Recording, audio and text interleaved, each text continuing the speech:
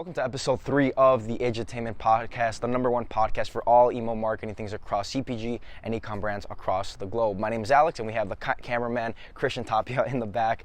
I'm trying not to fall. But listen, if you're new to this channel, the way this episode is going to work, Christian set up questions about email marketing for CPG and e-com brands. I'm going to be reading them out loud so you could hear them, and I'm going to do my absolute best to answer them. I have not seen these questions before, so we're going to answer them right now. So the first question is, how do you come up with ideas for email campaigns? So the way I come up with ideas for email campaigns is quite simple, actually. There's really only one of two ways. Number one, I either go to like reallygoodemails.com or like mill.com, one of those platforms where you see a bunch of different emails from past examples of like other brands.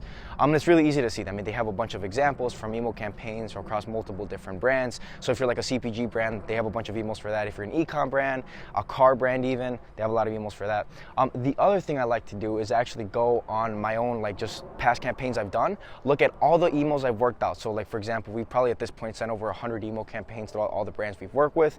Out of those 100, I look at the top 20, like just best ones we've ever done, see why they did it, or more importantly, the commonalities between each one, and see, well, this one worked better, this one didn't work best. What are the differences between each email to email, and then just pick the best ones. So again, one of them just going to like other email softwares or like places that emails are hosted, like mill.com or Really Good Emails. And then the other way is just looking back at all the emails we've done and then picking the top 20 and then picking one of them to move forward. So the second question is, what should be the ratio between text-based and design-based emails every single month? Wow, they're like 100 birds over there. So the ratio between text-based and design-based emails are it really depends on the brand. So I know like a lot of brands, like I think it's Brez, I think they're like a alcohol or some type of drink company. They do a lot of text-based emails. And overall, I mean, it works really, really well. If they're doing it, it's probably for good reason. And then for other companies, like, if you look at a brand like Poco Vero, we worked for them for a while, and then a lot of graphic-based emails just crush for them. But then the 1 or 2 emails that we did send out that were text-based, they absolutely crushed them. They were like our top 2 performing emails of all time. So I think it's finding the ratio between each one, but more importantly, it's having a good balance of each, right? Like if you only send graphic-based emails again and again and again, it's gonna get annoying to some people, or at least maybe not annoying, but it's just gonna get very repetitive. Now, on the other hand, if you send a lot of text-based emails, same thing. If you open at somebody's inbox, if you know this company only sends text-based emails again and again and again, it's gonna be like, man, why are you only sending me text-based emails? So the way we do it for our clients is pretty much 3 out of the 4 emails campaigns we'll send out per week are just design-based, and then 1 email is going to be text-based. And then I'll give you like an extra bonus. If there's some type of holiday like Labor Day or Black Friday or one of these big holidays, what we'll do for them is we'll pretty much do a graphic-based email on the day of. So let's just say, for example, it's Black Friday, we'll send a graphic-based email on Black Friday. But then before Black Friday, we'll say like something really personalized, like, hey, I've just been looking at your brand. I know we don't typically do this, but we just want to let you know we're a Black Friday sale before it happens, because we might run out of stock. And we know you've been a loyal customer for a very, very long time. So we'll send that before, for example, Black Friday. Then on Black Friday, we'll send like this graphic-based email. I think graphic-based emails will work really, really well on like a big holiday like that, like Black Friday or Labor Day on the day of. And then, for example, after Black Friday or after Labor Day, the day after, we'll send some type of email saying, hey, listen, we got too much extra stock. Again, make the text-based email very, very personalized, and make it say like, hey, listen, we ran out of stock, or we have too much stock, or our website manager forgot to turn off the discount code, and then boom, we could get the person to buy again. So it just varies from email to email. Obviously, I just will say, don't try to bombard a customer with either too much text-based emails or too many graphic-based emails. Just try to play around with it. But generally, I like to do a lot of graphic-based emails 75% of the time, and then 25% of the time text-based emails. Next question is, how many campaigns and flows should you do a month? So just to give you just to give you some more context, flows aren't really a thing that you have to keep on sending. One thing you can do for flows is just have them set up once, and then you keep A/B testing them as the months go by, or as the brand changes, right? If the brand assets change, if the colors change, if anything like that changes, obviously you could change the flow depending on the brand itself. But flows, typically, you don't really have to do anything with them. That's why I actually make the flow emails, like each email within the flow, very important, because they're a thing you're only gonna have to set up once, right? But if you look at campaigns on the other side, campaigns are something you have to send out again and again and again, depending on the brand, right? So, I mean, typically we'll send out campaigns 4 times a week, 2 to 4 times a week. It just depends on the brand. And then if you look at the flow side, you're going to want to do more. You're going to want to set it up once, and then you don't really have to worry about it again. So campaigns you send out 2 to 4 times every single week. Again, trying to mix it up with graphic and text-based emails as we were talking about a moment ago. And then for flows, on the other hand, just make sure you set up a good set of flows like your welcome series, abandoned cart, abandoned checkout, abandoned site, abandoned browse. That's another really underrated one. Abandoned browse is really important.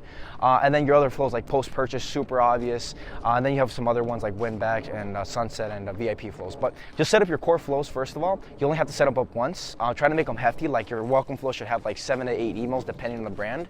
And then your campaigns, as I mentioned, try to send out 2 to 4 times a week. Again, play around with it. Make sure your open rates are pretty good, at least 40%, and you should be fine. So the fourth question is, what do I do if I keep landing in the spam box? And I actually want to talk about this because it's a very important question. And actually, I've been talking with a lot of other people in the email marketing space, and they actually gave me some tips on this. But I'll say this: if you keep landing in the spam box, number one, there's no really good way to check it unless you are subscribed to your own channel. So you can't be like, oh, is there like a metric I could see to say like, okay, I'm subscribed to the spam, or I get sent to the spam box. The best way to check it is honestly just see if a lot of your emails are like just not getting open, or if you subscribe to your own email and see if those emails get sent to spam. But one really good way to kind of get out of the spam box is this. What you want to see is how many email subscribers do you have and how many people are you sending your typical emails out to. So for example, if you're sending 2 to 4 email campaigns every single month, see, okay, out of those 2 to 4 email campaigns, how many emails am I sending out to those people? Now, if you're sending email campaigns, let's say 2 to 4 times a week, how often am I sending those email campaigns? Or more importantly, how many people am I sending those email campaigns to? So if I have a list of 1,000 people and I'm sending to all those 1,000 people every single time, and my open rates are like, 20, 30%, cut down on the amount of people you're sending out to. So instead of sending out your whole list, do, people that have engaged with my emails within the last 30 days. So question number 6 is, what if email marketing isn't for me? Well, I mean, to be honest, there's a lot of cases where email marketing, it just isn't for a lot of brands. I think when you're just barely starting out, and I'm talking like when you don't have any brand assets, when the idea of a new company just came about, a lot of the times it just isn't worth it. Just to be frank, like there's a lot of times where it just isn't worth it. Another thing too is if you just want to focus, let me rephrase it, if you're just doing things by yourself, meaning if you're like a solopreneur or you just have you and your brother, your sister, whatever the case is, and at that stage, very early on in the business, you want to focus on just getting a lot of clients, obviously make it profitable, but it's better just to focus on like Facebook ads, Instagram ads, or just some type of place to make sales, opposed to email marketing. Because here's a big misconception a lot of people get wrong. A lot of the times I'll get in a call or like email somebody and it's like, hey man, I think email marketing would be a good idea for you. And they're like, oh no, we tried email marketing and it never works. It costs too much money. I'm like, what do you mean by that? And they're like, oh yeah, we spend hundreds of dollars or thousands of dollars on it. And I think a big misconception people have is when they hear email marketing, they think, oh, it's something I have to spend money on, which there are cases, right? Like if you go in your own Gmail account, sometimes you'll have like little promotions by brands, and that's email marketing where you have to spend. But our email marketing, or what we focus on, isn't that. It's actually the opposite, where you just send email campaigns and flows completely for free. I mean, obviously you have the software cost, but that's almost pennies compared to what you can make. And that's what we focus on, where we send campaigns completely for free. It doesn't cost anything. SMS, on the other hand, it's another story, but the cost is so low.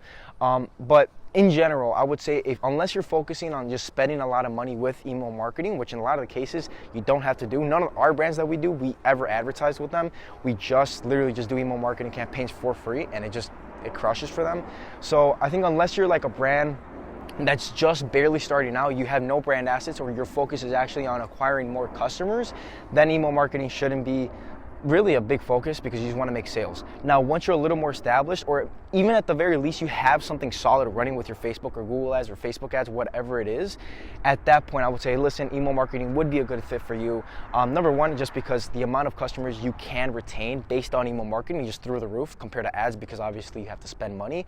And the other reason, it's just free. Again, unless you're doing something along the lines of you're spending money to get in people's inboxes, if you have a subscriber count, or if you're, again, driving people to your website that you can't convert through a pop-up form, then it is worth it. So is email marketing for you? I mean, ask yourself those 2 questions and it should be pretty obvious.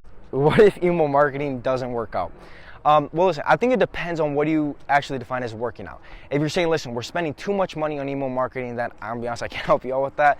As I mentioned, None of the brands we're working with does email marketing. They actually have to spend money. Everything's in-house. Like, we don't ever spend money on ads through email marketing. Everything's just based on their subscriber count they get.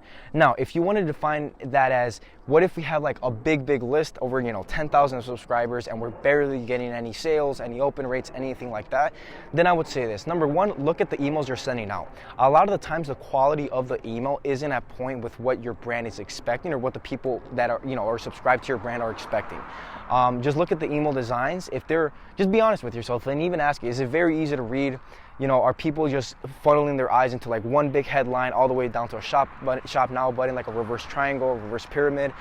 Is it just a quality email that people are designing? That's question number one. Another reason could be is you just don't know what the cadence of emails to send out, right? If you're sending out emails like every single day, which we've seen in the past with other brands, and you're sending email after email after email after email, you could bombard the people and they're just gonna devalue your emails less. Another reason could be is just you may have like really good emails that just look graphically pleasing, but the problem is, out of those emails that look graphically pleasing, they're not actually converting. So they may be just updates about your brand or what's in it for me. Like, it's very brand focused opposed to what's in it for the customer. So that could be another reason. Anyways, guys, back in the non-studio, I'm actually just outside where we recorded the last episode.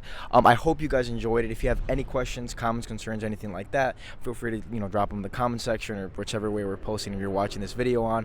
Note to Alex, because I know probably nobody's going to be watching this until the future, but you are. Speak slower and make sure, because I just went through it already, make sure you stop stumbling over your words like I was about to do, and stop saying so many ums. It's very important. Note to myself, because yeah. Anyways, I hope you guys enjoy the video as always. Hope you guys enjoyed the video as always. God bless, and I'll see you in the next one. Peace. Anyways, guys, we are back in. Oh wait, I gotta get the microphone.